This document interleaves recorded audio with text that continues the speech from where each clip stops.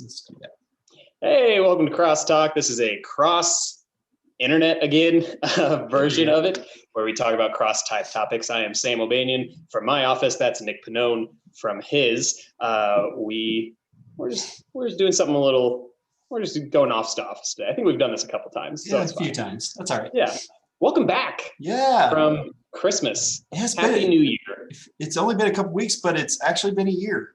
Yeah, it feels closer to a year, honestly. I agree with you. It's been a while. Mm-hmm. Crazy. But anyway, so hey, recap. We're in Galatians, and we're in chapter 4 starting today. And this one's going to be interesting because it's only 7 verses. So it is, but we're actually halfway through Galatians. Yeah. And so we're typically in Paul's letters, especially the shorter ones like Galatians,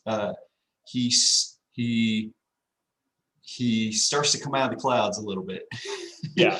Yeah. We get a little less theory and a little more practical. He's like a funnel. It starts out kind of broad and then really hammers it home in the end into a little bit. He does. Anyway. Should we do a little bit of review before we read these, just because we've had a little bit of a break? Yeah, for sure. It's all good. So I'm guessing some folks are maybe at some point looking at the names we put on our Zooms here. So you have North Galatia, which is more on the nose. I was just trying to be funny, so please don't anybody take this and think the wrong way. This is South Galatia. The whole point of that is way back at the beginning when we introduced all of this, we talked about who it is that Paul's writing to.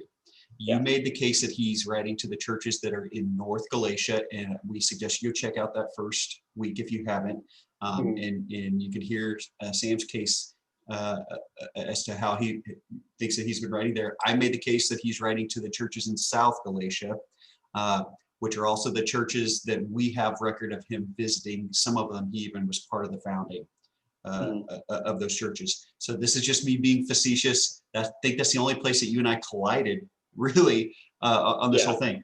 At the end of the day, it doesn't change how the book is translated. Yeah, he's still Paul's authority as apostle is still being questioned no matter where he's writing to. Yeah. He's still going after his opponents who are Judaizers, no matter who he's writing, no matter which part of the country he's writing to. Correct. It's all God breathed and inspiring to our lives. Correct. But it affected how we understood the date of the writing also. And so I've got I think if I remember right, I've got a little bit earlier date than you do. About a decade, I think, if I remember. Yeah, something like that. But it also affects how it fits in the book of Acts. And so all those things, and we've covered that ad nauseum. So if you're really wanting to see where we're coming from with this, go back and check out those first couple of weeks, because we really do. We've got some charts and graphs, and it makes us look official and all that good stuff when we do that. But the topic at hand that he's covering is he is essentially wanting to come back and visit with the people that he ministered to at some point, somewhere along the lines, whether it's in North or South Galatia. But after he had spent time with them, some folks came up behind him, and you used the word Judaizing, and specifically with the topic of circumcision. And so they said, hey, you know what Paul said? That's all well and good, but seriously, if you want to follow Christ, if you want to go to heaven, you need to obey the law. And when they said obey the law, they weren't talking about the whole law. They were actually talking about just some specific things, which would be circumcision. And this fired Paul up. This is not just an intellectual retort to what's going on. This is very much an emotional plea, and said some very harsh things to those who he considers his opponents. And he's been making this case, been arguing for quite some time now that, hey, if it really is about the law, then honestly, what's the point of the cross? Two, you've already broken the law. You're already in trouble, because I was with you when we were lawbreakers, and you continue to do that. And so you can't just pick and choose. Yeah, you can't just kind of say we're going to do this, and you need to be aware. Don't just get swayed with whoever is coming in saying these things. So Specifically, the context of what we're going to read starting the first 7 verses of chapter 4, he's picking up on an argument that he really deals with in all of chapter 3, but really hits it hard in the last half of it in verses 15 through 29, when he's making the case of the limited and temporary duration of the Mosaic law. Now, notice that we don't say the nature of the law, because the nature of the law is God's nature doesn't change. But the duration of it, it served its purpose. It did what it needed to do. And the law essentially existed, in part at least, to usher in the Messiah. And so just want to read a couple notes here. This isn't the first time or only time that Paul talks about the temporary duration of the law and the limited duration of the law. He mentions this in Romans chapter 6, he mentions it in Romans chapter 7, and he talks about it, pretty good talk about it in 2 Corinthians 3, 7 through 18. We're gonna talk about a word. We're gonna talk about a word, custodian or custodial, here in just a little bit. But for Paul's argument's sake, the law has served as a custodial type in order, or at least a custodial function, in order for us to bring in the era of the cross. Yeah, so, it informed as much as we could know until the fruition of our knowledge was complete. Exactly. And so once the cross happened, or once Christ appeared, I just keep calling it the era of the cross. Paul's argument in chapter 3 is that all believers are one and all are recipients of the promise that began way back with Abraham, who received that promise based on faith. And that faith was credited to him as righteousness, not the other way around.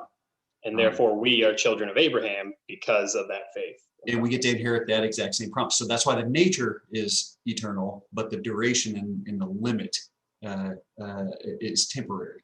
So believers here in verses 1 through 7 of chapter 4 that you're going to read, believers are no longer slaves to the elements of this world.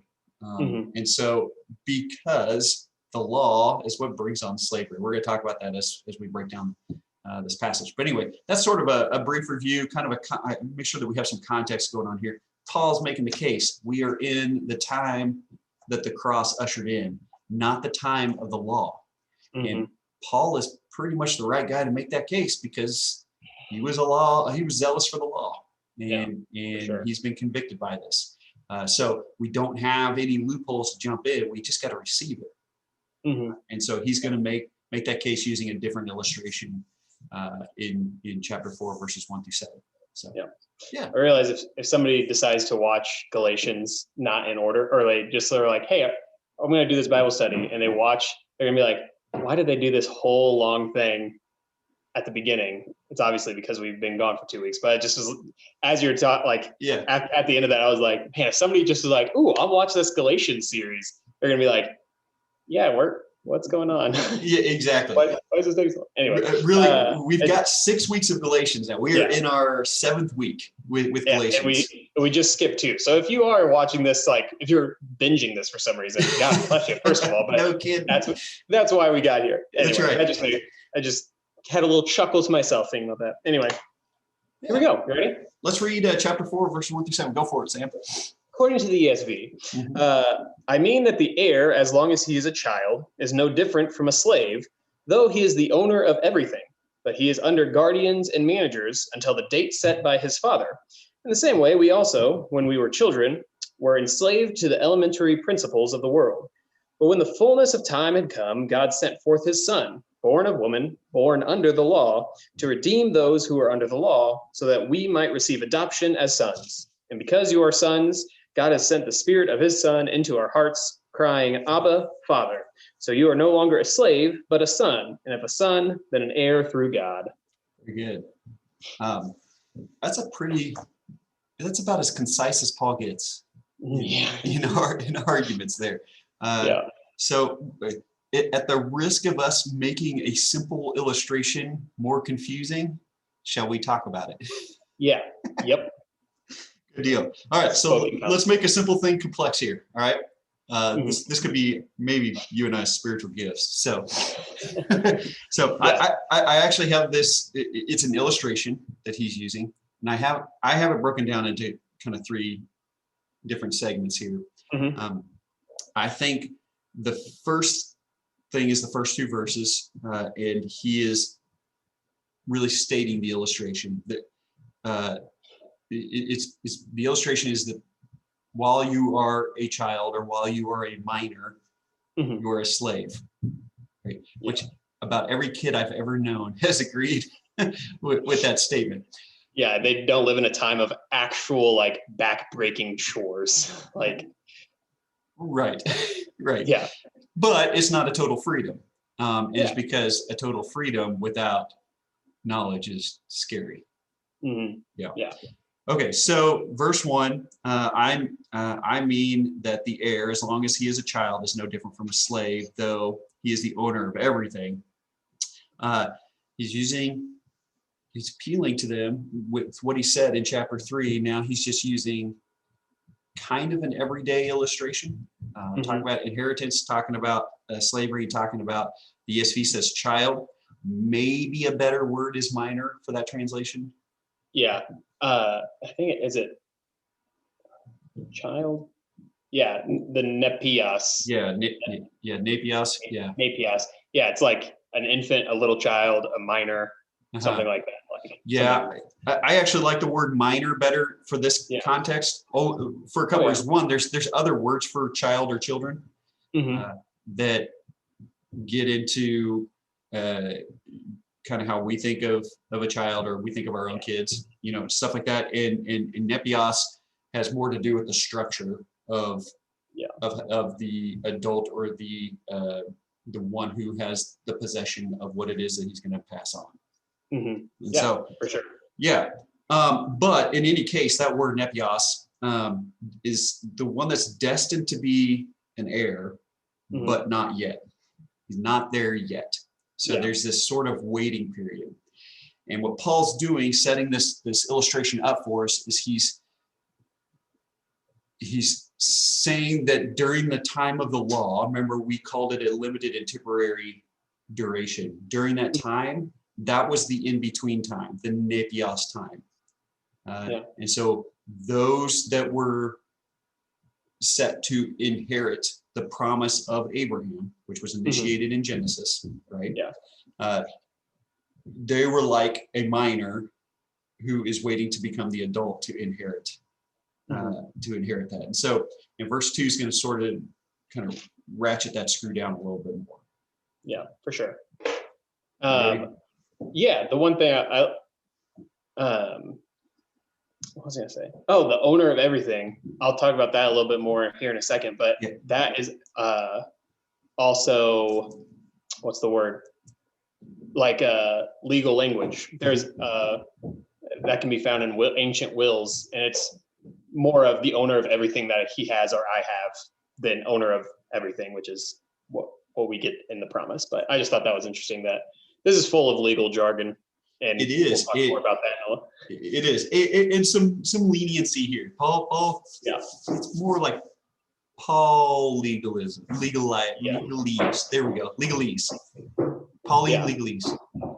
You got some thumping going on up there. Yeah, I was like, I don't know if they can hear that, but that is real loud. We've got some preschool stuff going on above us.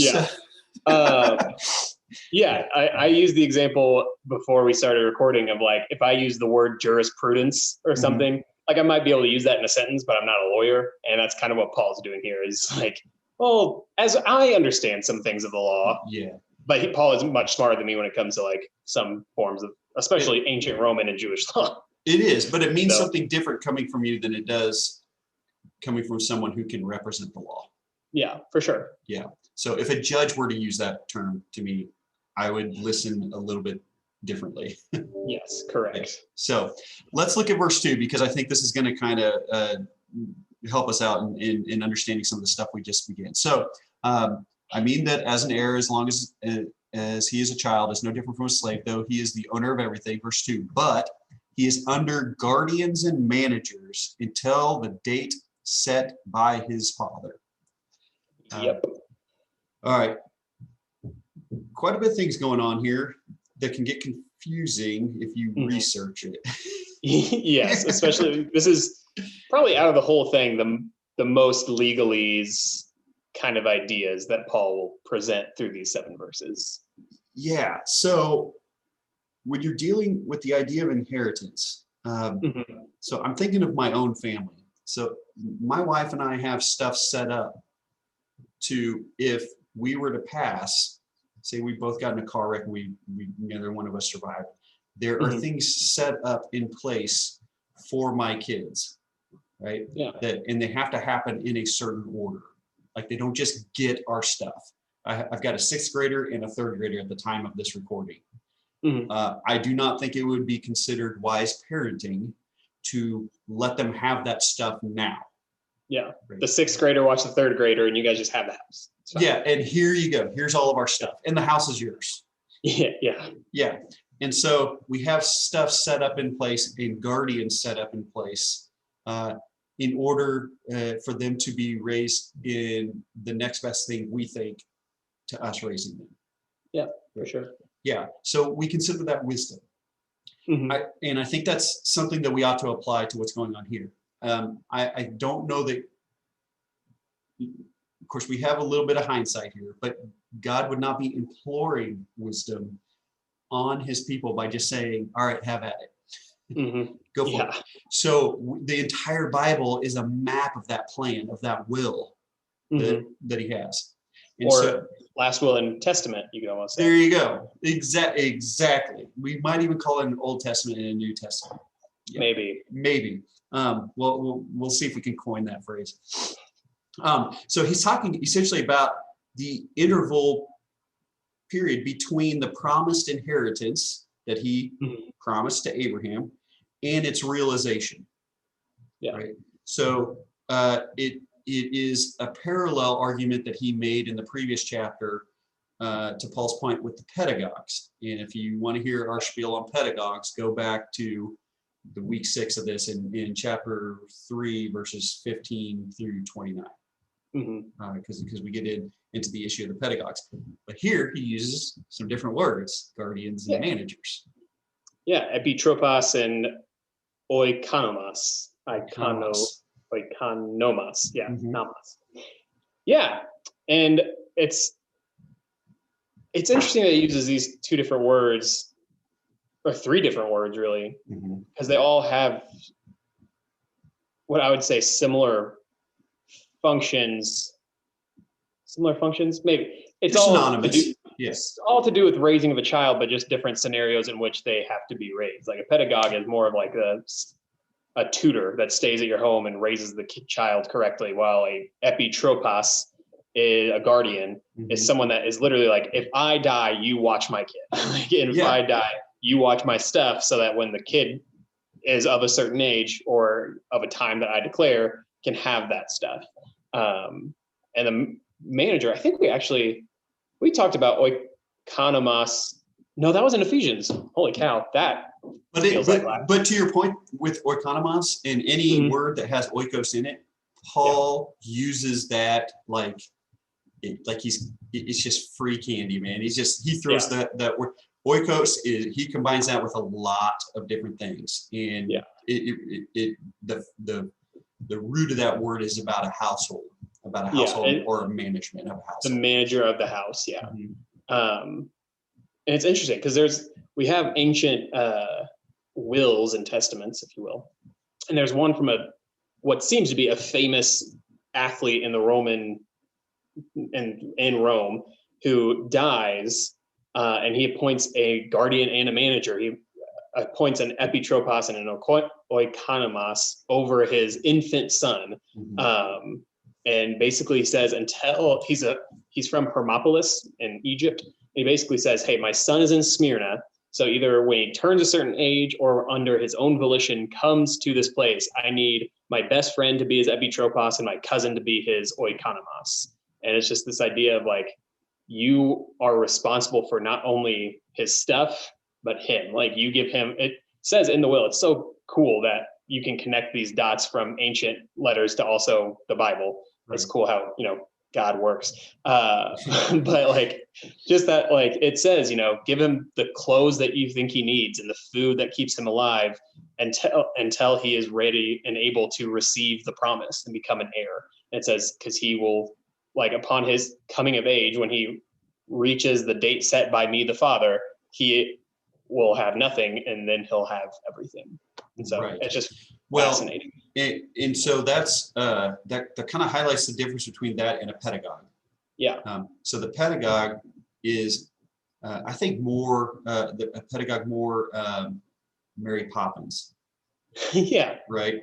And the pedagogue serves a term. There's responsibility there, but that pedagogue's term is going to be done at some point. Sound of Music. Sorry, I was thinking of other movies that. There you go. It's Alfred before Batman's parents die. Before Bruce Willis. Good grief. Bruce Willis. Good night. That's the worst Batman movie. Woo! Yes, before Bruce Wayne becomes Batman, right? Yeah. And then when parents die, he becomes that guardian, becomes that custodian. Ooh, pause. Sorry, this is gonna get real nerdy. Let's do it. You could say Alfred was all three of those things. First, he was the pedagogue, then he became the epitropos, and then by the end, when Bruce Wayne's an adult, he becomes just the manager of the house. Oh, yes. Man, the gospel in Batman. Look at that. That just made me so happy. I'm not even like a comic book guy. We're trying to put an understanding here. We need some kind of correlation here, because those things get so blended together. If a 16-year-old decides to watch this, he's going to be so excited. That's right. Exactly. For all you 50s and older, I am so sorry. That's right. Yes, the custodian, the guardian manager did not have as much of a teaching role as the pedagogue did.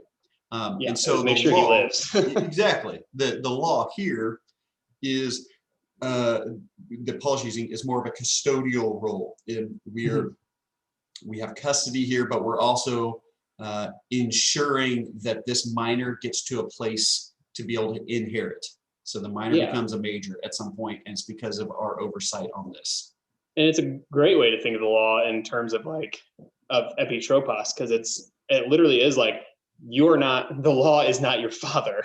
It's getting you to a place where you can inherit what your father wants to give you. Like it's literally just it is carrying you from losing your father in the fall in Genesis to your inheritance in Jesus. And so it's a perfect analogy that Paul uses, almost like he was inspired by something. Correct. Yeah. So, but here's where he takes a little bit of liberty. Okay. And I know we're hammering this to death. You made reference to one, Will. Yeah. The actual laws are so flexible. When it comes to this, that the one who is the manager of the oikos sort of is able to set the terms of that law. So they get to determine that. And so we don't know if Paul is making this illustration from a Jewish law understanding, which doesn't seem to be, or from a Greco-Roman standpoint, which doesn't seem to be. It sort of seems like he's blended this together. When he says minor and inheritance in heir, people know they have a framework to work with. When he gets into the details of what he's saying here, we don't have a framework to work with. And so we're sort of blending. He's being a little loosey-goosey with it. But I think it's to make a point.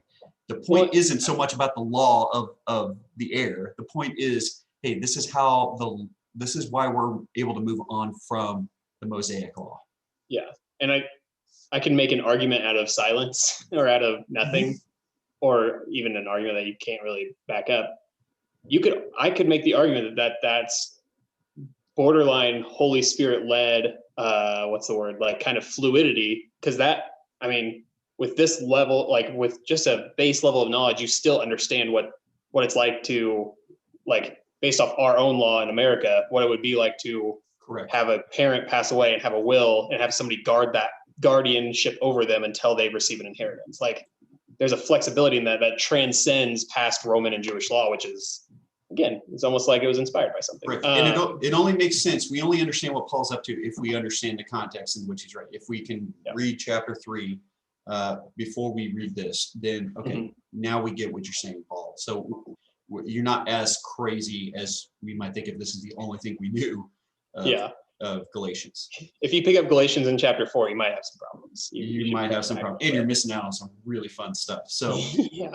Okay, so the next section is where he applies, it's the application of his illustration that he just introduced. And it's verses 3, 4, and 5. And so let's take a look at this. This is sort of the meat of it, right? And he gets right down to it. So in verse 3, you can see, in the same way, we also, when we were children, were enslaved to the elementary principles of the world. Yeah. Well, that seems like a loaded statement. What he says here. So, but he's connecting the minor situation to our own spiritual situation. Okay, that's what he's saying. Hey, when we were under the law, we were the minor. We were the one who was not able to inherit yet. Yes. And how do we know that? Yeah. How do we know that? Because the Mosaic law said so. It said this has to happen, and we didn't do it. We broke that agreement. Yeah. And so that's where we were. So kind of a tricky phrase in here that he uses. I don't want to make this ultra confusing, but I want to address it. Okay, so the phrase elementary principles. All right. If you were to go diving deep on this and follow the rabbit trails here and follow the creeks till you get to the ocean, you're going to find that this phrase here, so stoicheia is elementary or elemental, but the phrase is actually elemental or elementary of the world. Yeah. So it's stoicheia to cosmou. Yep. Okay. So it messes with our interpretation a little bit, right? You can interpret this in its kind of scientific meaning, right? When we think of the elements of the world, the dirt, wind, earth, wind, and fire. Fire, yes. We should start a band like that. I think it would resonate with people. I have a really specific day in September that I want to write a song about. So let's do that. Yeah, we've got 9 months to work on it. So you could also interpret this as kind of the rule or the rules of life, right? So think of like Newton's law or Newton's principles, right? That there's certain things, if they happen this way, then by nature, this is going to be the result. And so if I jump up while I'm on the planet Earth, the rule of life means I'm going to come back down. The elemental thing. Yeah. The elemental principle is that. But we do have some evidence prior to Paul's use, which I don't know how he doesn't know this or how he doesn't read this and lets it influence him, that when that phrase there, the stoicheia to cosmou, is used, that there's angelic and demonic influence that's the intended meaning. Right? And so particularly in some ancient Jewish writing, Paul seems to have grabbed onto that, and then he just goes buck wild with it. Because this is not the only place he uses that phrase. Yeah, Paul pulls a Paul. Paul pulls a Paul. He's going to use it next week when we talk about the next stuff going on. So in Galatians 4:9, he's going to use it. He uses it in Colossians 2:8 in verse 20. Just the concept, he uses it in Romans also, the concept of worldly principles versus our new principle or a new guide going on. So every time though that Paul uses it, the context of that is he's talking about those that turn back to idols. So that which we have moved on from, or that which we have been saved from, when he uses the stoicheia to cosmou, it's used in a warning to, you're going back to this worldliness. So when we take that and apply that to our context in Galatians, if you're going to insist on the necessity of circumcision as obedience to the law, you're going back to serving a worldly principle. You're going back to serving a worldly natural law, essentially. And we actually signed up to serve the supernatural, the one who is above the natural law, the world, the law of the world, the context of the world. So when we turn back to do that, we go back to what the Bible calls old creation. And for us, Paul has told us several times in the New Testament that we are now a new creation. So there's a new order that we fit into, that we fall under. So to be under the law then would be the equivalent as being under the influence of sin. Okay, I hope that makes sense. That tracks perfectly. Yeah. Okay, good. Because to me, at least, so you can really get lost in the weeds, man, when you go and do some research on that. Yeah. I mean, and I think it's so. I mean, that fits more. That fits so well into the broader context of what Galatians has already talked about. To have that information, that fits in like a missing puzzle piece to that sentence. It's like, because he talks about that throughout. I mean, he talks about that. He talks about going to your old self and build. If I rebuild what I've already torn down, what is that going to do? And that whole concept, and that I think that tracks perfectly. So, well, it's just such an interesting phrase because it entices one to think of science, but the ancient writers were far more poetic in talking about natural elements and naturalism than we are. Science for us is matter of fact. Yes, this is a rock. Boom, boom. Yes, exactly. They were far more artistic about it, and so it gets bizarre when you start looking at it. I mean, for nerds like us, it's fun reading.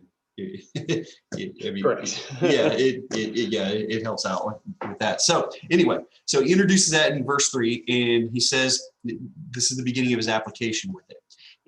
So in verse 3, he said basically in the same way that a minor is waiting to inherit when they become an adult, of the legal age, whatever that's set for by the father. And this is all about the father's timing. So the father has the control over how the inheritance is going to play out. Yeah. Okay. Yep. So in that same way, that's where we are when we're enslaved to the elementary principles of the world, or the elements of the influence of sin. Verse 4 then, but when the fullness of time had come, God sent forth his son, born of a woman, born under the law. I don't think I finished that. Yeah, you're right. Yeah, okay. But I was reading. Sorry, I was looking at a different note here. Okay, so but when the fullness of time had come, God sent forth his son, born of a woman, born under the law. Yeah. All right, so the fullness of time, again, this goes straight back to the timing of the Father. Yeah. The timing of the Father. Before we pick on those that cling to the Mosaic law, right? Because that's kind of what we've been doing all throughout Galatians. We have a similar nature. Oh yeah. Right? We, for all of mankind, every generation seems to think that the generation that they are in is either the most important, or this is where God is the most active, or this is where God is fulfilling his promise through it. All these different things, right? This is the last. This is it. It is happening. And so I think that's kind of the mindset of the opponents of Paul. Is, hey, this is the time you need to hang on to this law. There clearly things are going on. Hey, cling to the law, cling to the law, cling to the law. And Paul is saying, no, there are things going on. So know that the time of the law has happened. Yeah. It is full. The fullness of time and come. Yeah. It is full. It is now the era of the cross. And how do we know that? Because he sent his son, born of a woman, and born of nature, essentially, or born under the law. Yeah. Which is important. For sure. And it's funny that verses 1 and 2 and verses 3 and 4 the exact same verses. Like it's literally just like there's a kid, and kids are kind of like slaves, and they're under guardianship until they become an heir by the time the father has set. And the same way in 3 and 4, we were kids, we were enslaved and we were under a guardianship of the law until Jesus came. And until the father said. And that's 1, 2, that's and 3 and 4. Yeah. Same verses. Yeah. So the fullness of time, then the pleroma to chronou, right? Mm-hmm. So the fullness of time is, we get so caught up in signs of it. But the sign was the cross. Yeah. And ultimately the sign is the Father said so. Yeah.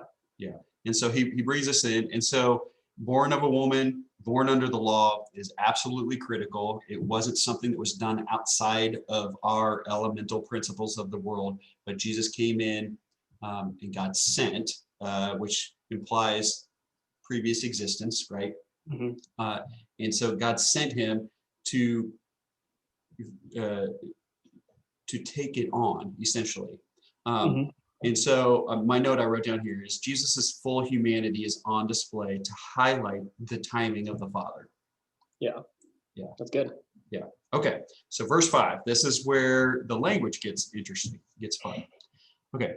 Verse 5. So born of the woman, born under the law, to redeem those who were under the law, so that we might receive adoption as sons. All right. So he kind of pulls a switcheroo for us right here. Yeah, this is where it changes. Yes, this is where it changes. All right. My notes are scattered on this, so let's just start first of all with the tense of the language here. He moves to first person plural. Yes. Yeah. So now typically when he does that, it's to hammer and drive home a point. So previously he was talking about this is what was going on, this is what was happening, kind of like a distant thing, and then all of a sudden, boom, we. Yeah. This is where we get to. So we need to pay attention to that. So this is how we know it's incredibly applicable and incredibly relevant. So we, and it's a universal we right here. He's not thinking of specific individuals. This is the we that can include you and I, and whoever might be listening to this or reading Galatians. All right. You want to talk about the word redeem? Sure. Yeah. Okay. Exagoratse. Yeah. Exagoratse. Hey, I made that a Z instead of a. Yeah. Whatever. You get it. Yeah, exactly. Well, there's actually one or two words that we use to translate for redemption. This is a verb of that. Okay. Yeah. So quite literally, it means to deliver. We can translate it as redeem because of the prefix there, ex, which means to pull out or to pull from. Yeah. Okay. Out of it. Yeah. So to bring out, to bring from. It fits very, very well with the concept of adoption, because redemption, or to redeem something, the process of that is that you pay for what it is you're redeeming. And for redemption to happen, it includes two or more parties who were either separated or at odds with each other. And so something had to happen to clear the separation or fix what the enmity was. Yeah. Yeah. And in this case, we keep saying about the timing of the fathers, it's the Father who initiates this. There is, in other words, nothing you and I could do to clear up our opposition to God the Father. Yeah. He's the one that, again, to use kind of the context of that word, he bought us back. Like we're not in charge of setting the price. He already paid it. Yes. So he delivered us from.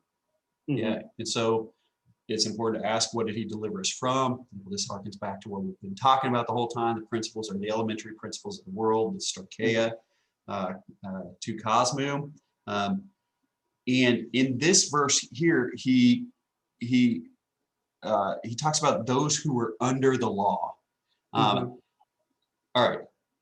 So this is sort of a weird Nick thing. I noticed the word under quite a bit so far.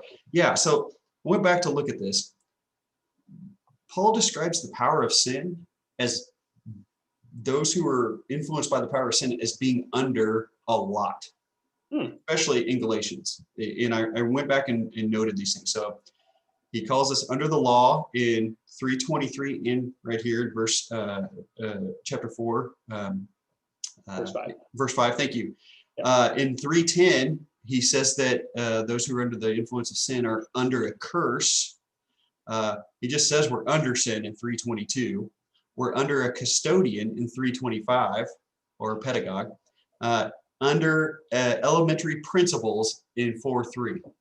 And under guardians and managers in 4:2, if you didn't say that one yet. Correct. Yeah. And so it just the idea of just being under all the time. And that, I think, is the connection to slavery. Oh, 100%. Yeah. I was like, I'm not sure where he's going with this yet, but if he doesn't bring up slavery, I'm Exactly. for sure going to. Well, it's the oppression, right? Yeah. It's the oppression. Now, I want to be very, very careful with this, because Paul's not saying that we're victims necessarily, but if we are victims, we're victims of our own doing.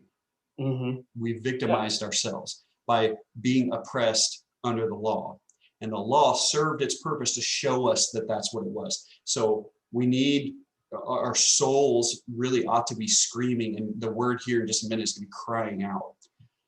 Yeah. Get me out from here. Pull me out of this. Something's got to happen. I can't get this rock off of me. Yeah. I can't come out from under this. And God said, at the fullness of time, he sent his son, born of a woman, born under of the law, not under the law, right? That or not the same concept anyway. That he was born to do what we couldn't do. Mm-hmm. Yeah. So he possessed that. Then we have our word adoption, which is such a soapbox for me.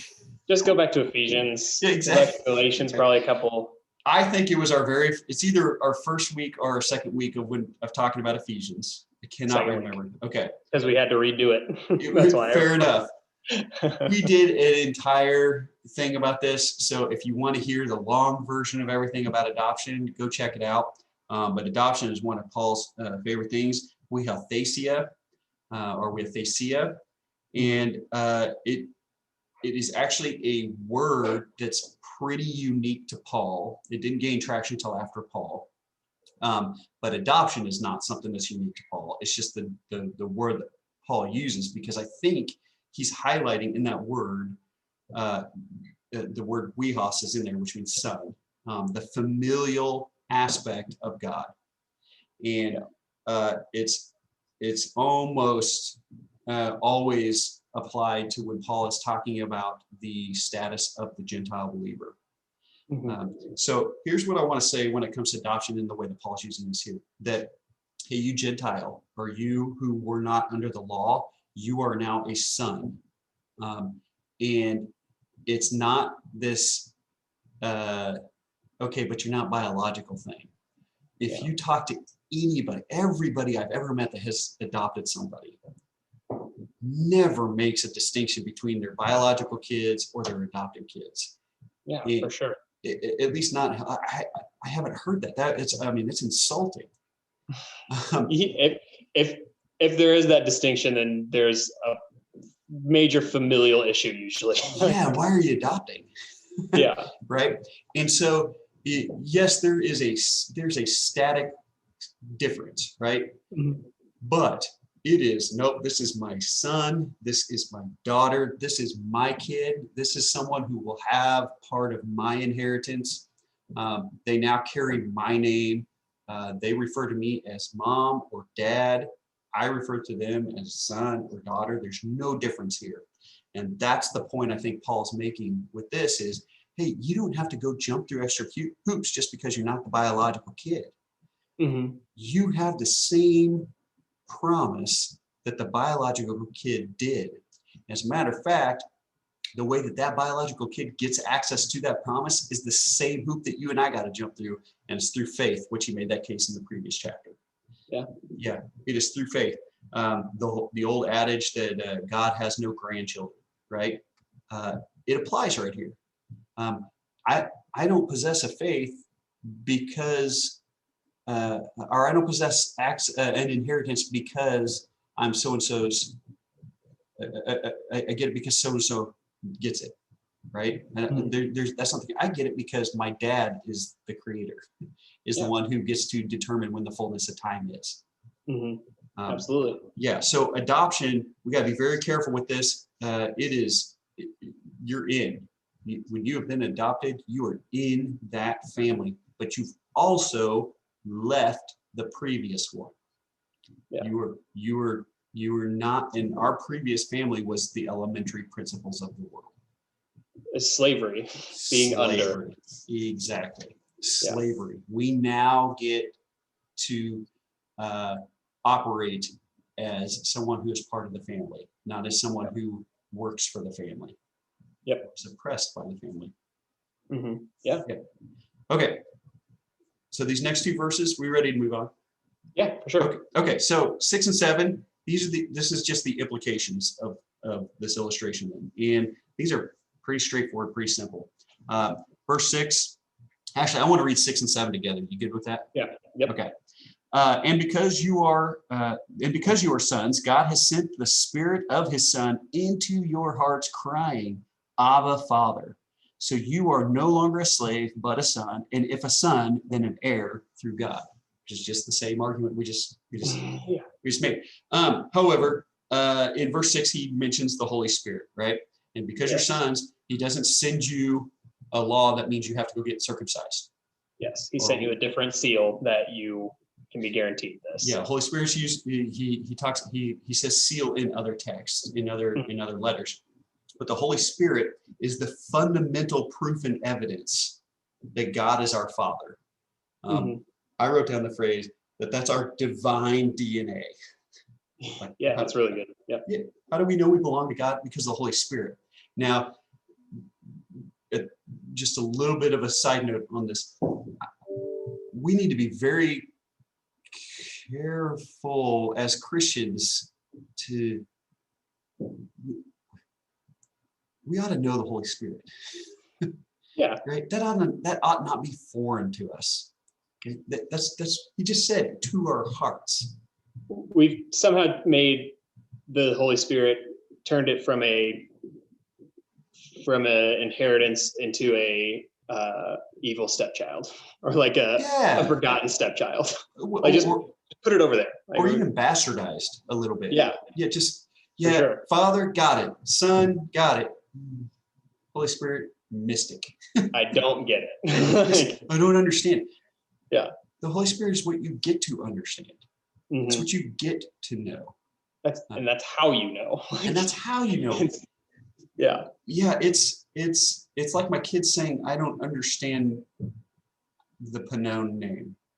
Yeah. Yeah, well, that's who you are. Yeah, the identity's all flush in there. And so if the Holy Spirit then is in our heart, then why would we ever need a law or circumcision or any other hoop to jump through? For sure. I think the perfect illustration to this is when Jesus is on the cross and he's got the two thieves behind him.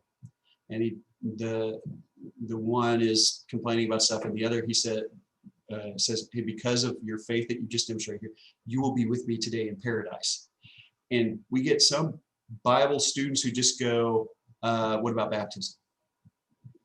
And I'm going, but Jesus just said you're going to be in paradise. What else do you need? And if Jesus himself says, you know what, you're just going to come in.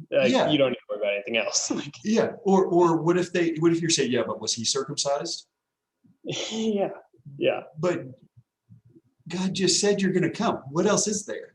Yeah. What else is there? And so if the Holy Spirit is sent to our hearts, what does he need? What other sign do you want?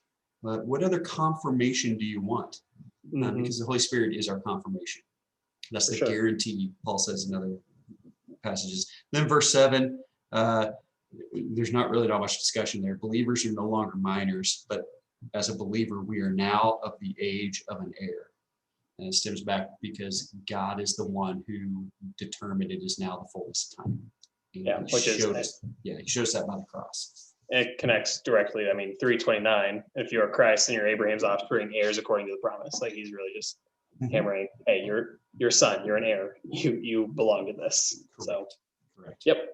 So that's that passage. I think we wrung that out about as much as we possibly can. Yeah, I think that about does it. So yeah, hey, well done. Thanks for joining us here at CrossTalk. I'm trying to remember what next week is because I don't think we combine everything. It is chapter 4, verses 8 through 20. Chapter 4, verses 8 through 20. Yeah. You're so good, Nick. Good I've got it sitting right here. This is the advantage of doing this in our office.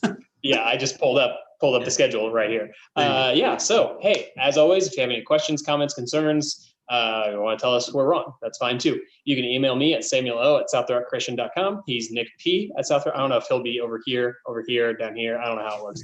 But he's Nick P at southdortchristian.com. And like we said, next week we'll actually have another one. We're not going to take 2 weeks off again, and it's chapter 4, verses 8 through 20. So that's all we got. Thanks for joining us. We'll see you guys later.